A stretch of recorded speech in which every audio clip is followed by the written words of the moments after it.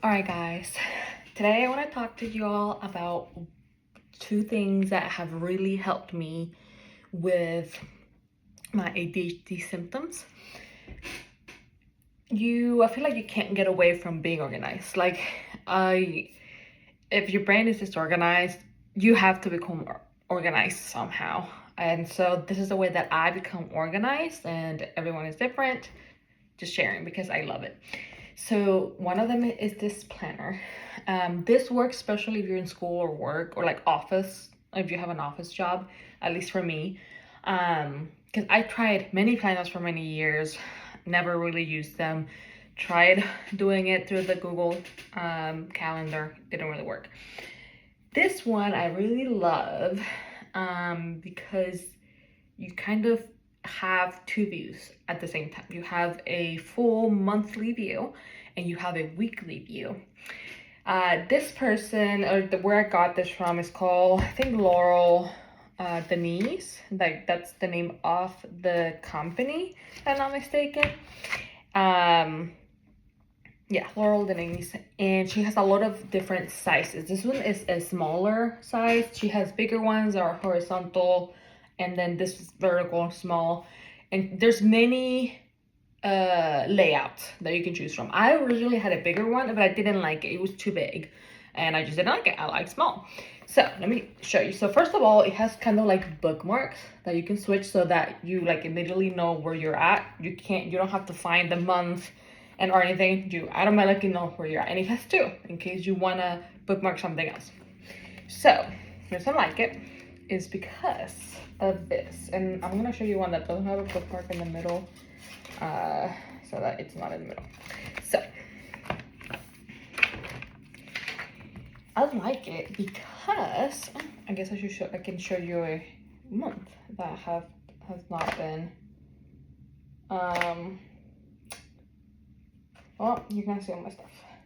So anyway, I like it because you have the entire week.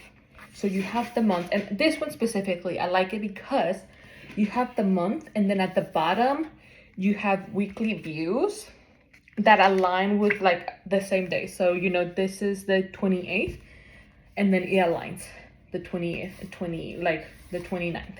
And when you're ready to go to a different week, it's just the half sheet like this.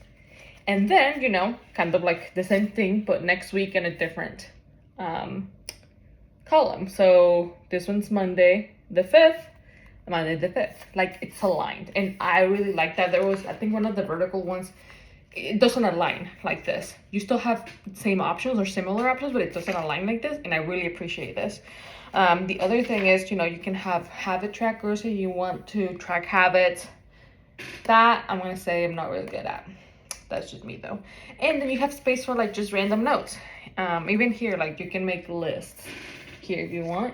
And notes, you have it here and at the bottom. I realized from the previous one that I had, the big one, that I really don't use the notes section that much. So I was okay with just having this. And of course you also have notes and notes tab at the end.